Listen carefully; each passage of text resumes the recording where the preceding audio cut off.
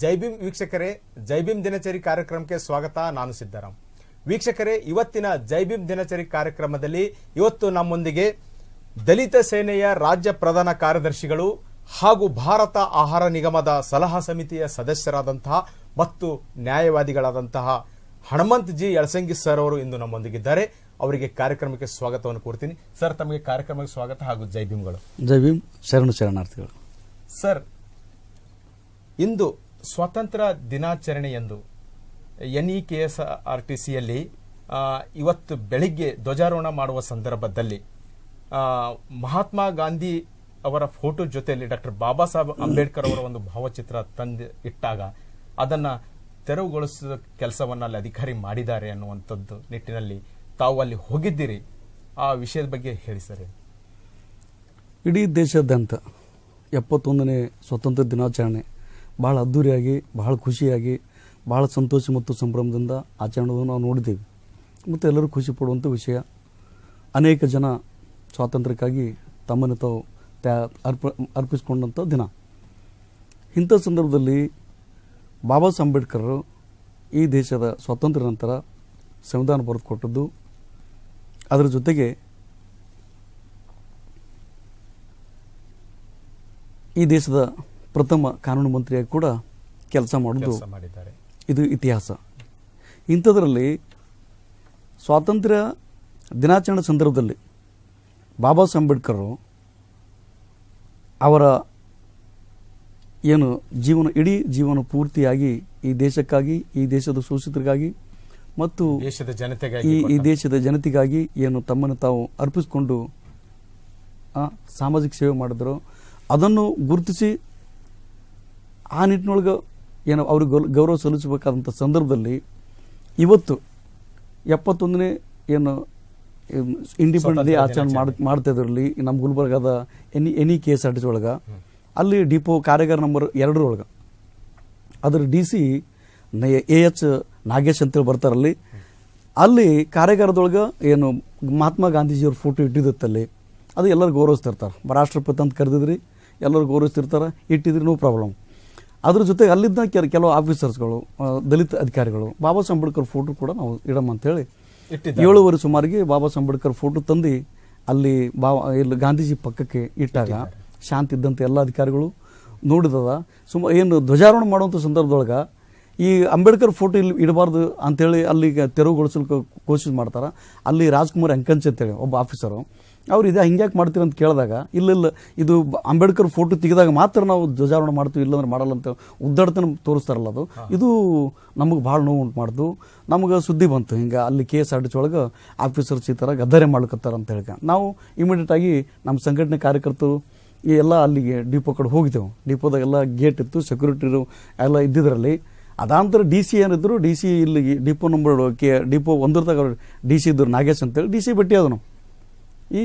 ಇದು ಏನು ತೊಂದರೆ ಇರುತ್ತೆ ನಾಗೇಶ್ ಅಂತೇಳಿ NEKSRTC ಇದರಿಂದ ಏನು ತೊಂದರೆ ಆಯ್ತು ನಿಮ್ಗೆ? ಬಾಬಾ ಸಾಹೇಬ್ ಅಂಬೇಡ್ಕರ್ಗೆ ನೀವಂತೂ ಇಡೋದಿಲ್ಲ, ನಿಮ್ಮ ಮನಸ್ಸಿನಾಗಂತೂ ಬಾಬಾ ಸಾಹೇಬ್ ಅಂಬೇಡ್ಕರ್ ಜಾಗ ಇಲ್ಲ, ಬಟ್ ಒಬ್ರು ಯಾರೋ ಒಬ್ಬರು ಇಟ್ಟಿದ್ರಲ್ಲಿ ದೊಡ್ಡ ಅಪರಾಧ ಅಂತ ಅಲ್ಲಿದ್ರೊಳಗೆ, ಇದು ಕಾನೂನು ಬಾಹಿರ ಅಂತ ಇಲ್ಲದ್ರೊಳಗೆ, ಇದು ಕಾನೂನು ವಿರೋಧನೂ ಅಲ್ಲಿದ್ರೊಳಗೆ, ಇಡಬಾರ್ದಂತ ಇಲ್ಲಿ ಅಂತಂದ ಆ DC ಏನು ಇಲ್ಲ ಸರ್ ಇದ್ರೊಳಗೆ ಅಲ್ಲಿ ನಮ್ಗೆ ಸರ್ಕಾರದ ಸರ್ಕ್ಯುಲರ್ ಇಲ್ಲ, ಅದಕ್ಕಾಗಿ ನಾವು ಏನಪ್ಪ ಅಂದ್ರೆ ಅಂಬೇಡ್ಕರ್ ಫೋಟೋ ಇಡ್ಲ ಅಂದ.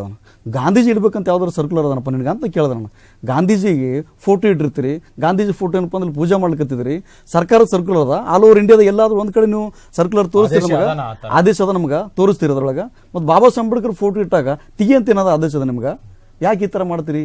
ಇಟ್ಟಿದ್ರು ನಿಮ್ಗೇನಾಗ್ತಿತ್ತು ಅಲ್ಲಿ ಒಂದು ಗಾರ್ಲ್ಯಾಂಡ್ ಇಟ್ಟಿದ್ದಾರೆ, ಅವರ ಒಂದು ಅಭಿಮಾನಕ್ಕಾಗಿ ಇಟ್ಟಿದ್ದಾರೆ. ಅಲ್ಲಿ ಒಂದು ಧ್ವಜಾರೋಹಣ ಮಾಡ್ಕೊಂಡು ಹೋದ್ರೆ ಆಗೋಗ್ತಿತ್ತು, ಅದನ್ನೇನು ತೆಗಿಬೇಕು ಅಂತಕ್ಕಂಥದ್ದು ಏನು ಅಂತ ಒಂದು ಕಠೋರವಾದಂತಹ ಮನುಷ್ಯ ಯಾಕೆ ಮಾಡಿ ಇರಲಿಲ್ಲ. ತೆಗಿಬಾರ್ದಾಗಿತ್ತು, ತೆಗೆದು ಬಹಳ ದೊಡ್ಡ ತಪ್ಪು ಮಾಡೋದವರು. ಒಬ್ಬ ರಾಷ್ಟ್ರ ನಾಯಕರಿಗೆ ಈ ಗುಲ್ಬರ್ಗದ KSRTC ಒಳಗೆ NEKSRTC ಒಳಗೆ ಅವಮಾನ ಮಾಡೋದು ಇವತ್ತು ಗುಲ್ಬರ್ಗದ ಆಯ್ತಿದ್ರೊಳಗೆ ಕೇಂದ್ರ ಸರ್ಕಾರದ ನರೇಂದ್ರ ಮೋದಿ ಸಾಹೇಬ್ರು ಏನಪ್ಪ ಅಂದ್ರೆ ಇಡೀ ಎಂಟೈರ್ ಇಂಡಿಯಾದೊಳಗೆ ಎಲ್ಲ ಯೂನಿವರ್ಸಿಟಿ, ಸ್ಕೂಲ್, ಕಾಲೇಜಿಂದ ಯೂನಿವರ್ಸಿಟಿ ಮಟ್ಟದಾಗ ಕೂಡ ಬಾಬಾ ಸಾಹೇಬ್ ಅಂಬೇಡ್ಕರ್ ವಿಚಾರಧಾರೆಗಳು ಪ್ರಚಾರ ಆಗಬೇಕು. ಅವ್ರ ವಿಚಾರಧಾರೆಗಳು ಪ್ರತಿ ಮನೆ ಮುಟ್ಟಬೇಕಂತೇಳಿ ಅವ್ರು ಅಲ್ಲಿ ಕಡೆ ಒಂದ್ ಕಡೆಗೆ ಎಲ್ಲಾ ಕಡೆ ಪ್ರಚಾರ ಮಾಡ್ತಾ ಇದ್ರಿ. ಬಾಬಾ ಸಾಹೇಬ್ ಅಂಬೇಡ್ಕರ್ ಹೆಸರು ಮೇಲೆ ಸರ್ಕಾರ ನಡೆಸುವಂತ ಇಲ್ಲಿ ನಮ್ಮ ಕರ್ನಾಟಕ ಕಾಂಗ್ರೆಸ್ ಸರ್ಕಾರದವರು ಡಿಸ್ಟಿಕ್ ಇನ್ಚಾರ್ಜ್ ಮನೆಯಿಂದ ಸುಮಾರು 100 ಒಂದು ಅರ್ಧ ಕಿಲೋಮೀಟರ್ ಮನಿ ಅದು KSRTC ಅಲ್ಲಿ ಡಿಸ್ಟಿಕ್ ಇನ್ಚಾರ್ಜ್ ಮಿನಿಸ್ಟರ್ ಮನಿ ಪಕ್ಕಕ್ಕೆ ಇದ್ದಂತ KSRTC ಬಾಬಾ ಸಾಹೇಬ್ ಅಂಬೇಡ್ಕರ್ ಫೋಟೋ ಕಿತ್ತು ತಗೊಳ್ತಾರಂದ್ರ ಎಷ್ಟು ಇವರಿಗೆ ಧೂರ್ತತನ ಅಂತ ಎದ್ದು ಕಾಣಿಸ್ತದ್ರ ಒಳಗ್ರಿ. ಈಗ ಅದಾದ ನಂತರ ನಾವು ನಮ್ಮ ಸಂಘಟನೆ ಕಾರ್ಯಕರ್ತರು ಡಿಪೋ ನಂಬರ್ 1 ಹೋಗಿ ಗೆರವ್ ಮಾಡಿ ಅವ್ರ ಧಿಕ್ಕಾರಗಳು ಹೇಳಿದ ನಂತರ ನಾವು ಇನ್ಚಾರ್ಜ್ ಮಿನಿಸ್ಟರ್ ಜೊತೆಗೆ ಮಾತಾಡಿದ್ವಿ.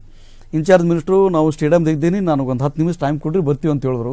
ನಮ್ಮೆಲ್ಲ ದಲಿತ ಸೇನಾ ಕಾರ್ಯಕರ್ತರು ಬೇರೆ ಬೇರೆ ಸಂಘಟನೆ ಕಾರ್ಯಕರ್ತರೆಲ್ಲ ಅಲ್ಲಿ ಇನ್ಚಾರ್ಜ್ ಮಿನಿಸ್ಟರ್ ಮನೆಗೆ ಹೋಗಿದ್ದೆ ನಾವು. ಆವಾಗ ಯಾರು KSRTC ಚೇರ್ಮನ್ ಇಲಿಯಾಸ್ ಭಾಗವಾನ್ ಸಾಹೇಬ್ರು ಅದಾರ, ಅವರಿಗೆ ಕಾಂಟ್ಯಾಕ್ಟ್ ಮಾಡೋಕೆ ಕೋಶಿಶ್ ಮಾಡಿದ್ವಿ. ಅವ್ರ ಫೋನ್ ಮ್ಯಾಗ ನಮಗೆ ಸಿಗಲಿಲ್ಲ. ನಾವು ಇನ್ಚಾರ್ಜ್ ಮಿನಿಸ್ಟರ್ ಮನೆಗೆ ಹೋಗಿದಾಗ ಇನ್ಚಾರ್ಜ್ ಮಿನಿಸ್ಟರ್ ಬಂದ್ರಲ್ಲಿ ಬಂದು ನಾವು ಹೇಳಿದ್ವಿ, ಏನ್ರಿ ಎಳ್ಸಂಗಿ ಏನು ಸಮಾಚಾರ ಅಂತ. ನೋಡ್ರಿ ನೀವೆಲ್ಲ ಈ ಥರ ನೀವು ಸುಮಾರು 60-70 ವರ್ಷ ರಾಜಕೀಯ ಮಾಡ್ಕೊಂಡು ಬಂದಿದ್ರಿ ಬಾಬಾ ಸಾಹೇಬ್ ಅಂಬೇಡ್ಕರ್ ಹೆಸರು ಮ್ಯಾಗ, ಶೋಷಿತರ ಹೆಸರು ಮ್ಯಾಗ, ದಲಿತರ ಹೆಸರು ಮ್ಯಾಗ. ಬಟ್ ಇಲ್ಲಿ ಕರ್ನಾಟಕ ಇರೋದು ನಿಮ್ಮ ಸರ್ಕಾರದ ನಿಮ್ಮ ಅಧಿಕಾರಿ ಬಾಬಾ ಸಾಹೇಬ್ ಅಂಬೇಡ್ಕರ್ ಫೋಟೋ ಕಿತ್ತು ಬಿಸಾಕ್ತಾನಂದ್ರೆ ಎಷ್ಟೊಂದು ಇದ್ರೊಳಗೆ ನೀವು ಇದೇ ಮಾಡ್ಕೊತ ಬಂದದನ್ನು ಅವನ ಮ್ಯಾಗ ಆ್ಯಕ್ಷನ್ ಆಗ್ಬೇಕು.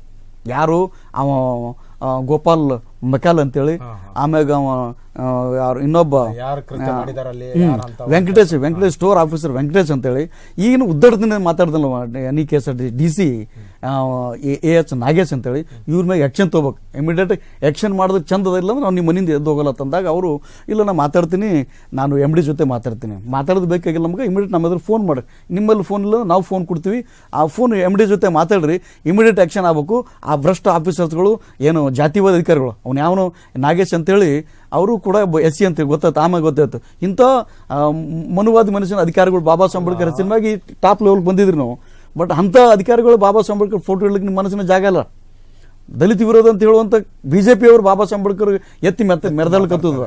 ಇಲ್ಲಿ ನೀವು ದಲಿತ ಪರವಾಗಿದ್ದಂತ ದಲಿತ ಏನಪ್ಪಾ ಅಂದ್ರೆ ಬಾಬಾ ಸಾಹೇಬ್ ಅಂಬೇಡ್ಕರ್ ಮಾತಾಡ್ತೀರಿ, ಮೀಸಲಾತಿ ಪಡೆದುಕೊಂಡು ಇವತ್ತು ನೀವು ಇದ್ದಿದ್ರಲ್ಲ, ನಿಮ್ಮ ಮನಸ್ಸಿನ ಬಾಬಾ ಸಾಹೇಬ್ ಅಂಬೇಡ್ಕರ್ ಇದಲ್ಲ ಅಂದ್ರೆ ಇಷ್ಟು ವರ್ಷಗಳವರೆಗೆ ನೀವು ಬರೇ ನಿಮ್ಮ ಮನಸ್ಸಿನಾಗ ಬಾಬಾ ಸಾಹೇಬ್ ಅಂಬೇಡ್ಕರ್ ಇಲ್ಲ.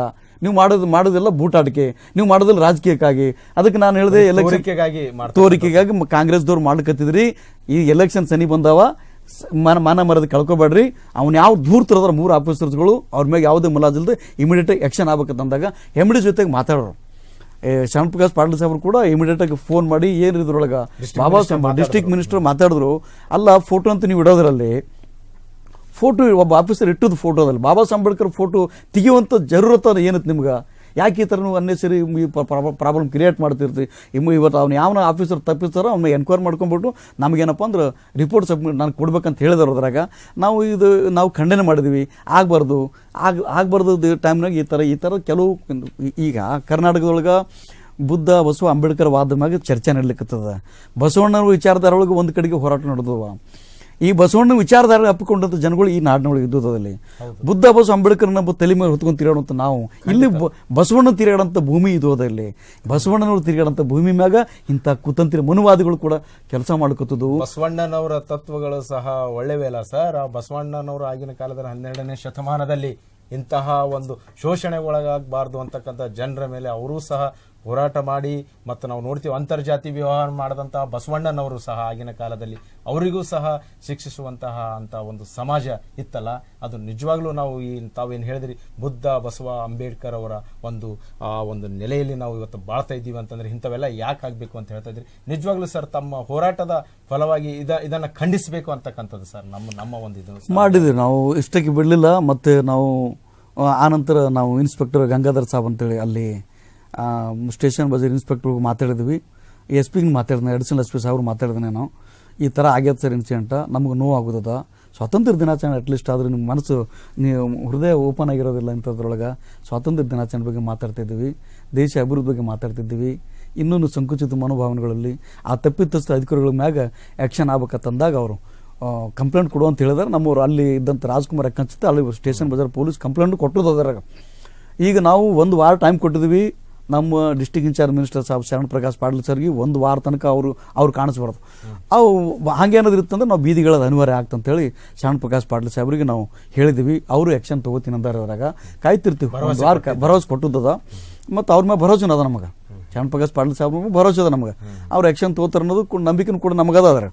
ಒಂದು ವೇಳೆ 1 ವಾರದ ತನಕ ಇದೇನು KSRTC ಒಳಗೆ ಮಾಡಲಿಲ್ಲ, ಅಲ್ಲಿ ಕೋಟ್ಯಾಂತರ ರೂಪಾಯಿ ಫ್ರಾಡ್ ಅದಲ್ಲಿ ಕೋಟ್ಯಾಂತರ ರೂಪಾಯಿ ಹಗರಣಗಳದಾವಲ್ಲ ಈ KSRTC ಒಳಗೆ ಪೂರ ದಲಿತ ಅನ್ನೋದು ಬಂಡ ಫುಡ್ ಮಾಡಿ ಬದಲೆ ಮಾಡಿ ನಿಂದಿರ್ತೀವಿ ನಾವು ಇವು ಆಫೀಸರ್ಸ್ಗಳಿಗೆ ಇವೇನು ನಾಗೇಶ್ ಅಂತೇಳಿ ಗುಲ್ಬರ್ಗ ಏನು ಈ ಡಿಪೋ DC ಅದನಿವ ಇವರು ಈ ಡಿಪೋ KSRTC ಏನು ಬಾಬಾ ಸಾಹೇಬ್ ಅಂಬೇಡ್ಕರ್ ರಿಸರ್ವೇಷನ್ ಫಲಿತಾಂಶ ಬಂದಂಥ ಆಫೀಸರ್ಮ ಕೋಟ್ಯಾಂತರ ರೂಪಾಯಿ ಮಾಡೋದು ಇದ್ರೊಳಗೆ ಅದ್ರ ಬಗ್ಗೆ ಅದಕ್ಕೂ ಕೂಡ ನಾವೇನಪ್ಪ ದಲಿತ ಸೇನೆ ಕಾರ್ಯಕರ್ತರು ACB ಕಂಪ್ಲೇಂಟ್ ಕೊಡ್ತಾ ಇದೀವಿ, ಲೋಕಾಯುಕ್ತ ಕಂಪ್ಲೇಂಟ್ ಕೊಡ್ತೀವಿ, CM ಕೂಡ ಕಂಪ್ಲೇಂಟ್ ಕೊಡ್ತೀವಿ, ಟ್ರಾನ್ಸ್ಪೋರ್ಟ್ ಮಿನಿಸ್ಟರ್ ಕೂಡ ಕಂಪ್ಲೇಂಟ್ ಕೊಡ್ತೀವಿ. ಅಷ್ಟು ಈಜಿ ಇವರಿಗೆ ಆಫೀಸರ್ಸ್ ನಾವು ಬಿಡೋದಿಲ್ಲ ಅಂತ ಎಲ್ಲ ಅವರು ಆರ್ಡರ್ ತೋರಿಸಲಿ ಎಲ್ಲಿ ಇಡಬಾರ್ದು ಅಂತಿದೆ ಅಂತಕ್ಕಂಥ ಡಾಕ್ಟರ್ ಬಾಬಾ ಸಾಹೇಬ್ ಅಂಬೇಡ್ಕರ್ ಅವ್ರ ಫೋಟೋ ಇರಬಾರ್ದು ಅಂತ ಇದೆ ಅಂತಲೇ ಹೇಳಿದಾರಂತಲ್ಲ ಸರ್, ಅದು ಆರ್ಡರ್ನ ತೋರಿಸಲಿ, ತಮ್ಮ ಒಂದು ಹೋರಾಟದಿಂದ ಒಂದು ನ್ಯಾಯ ಸಿಗಲಿ ದಲಿತರಿಗೆ.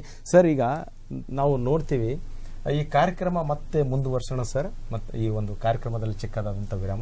ವೀಕ್ಷಕರೇ, ಈ ನಮ್ಮ ಜೈ ಭೀಮ್ ದಿನಚರಿ ಕಾರ್ಯಕ್ರಮ ಮತ್ತೆ ಮುಂದುವರಿಯುತ್ತೆ. ಅಲ್ಲಿವರೆಗೂ ಚಿಕ್ಕದಾದಂಥ ವಿರಾಮ.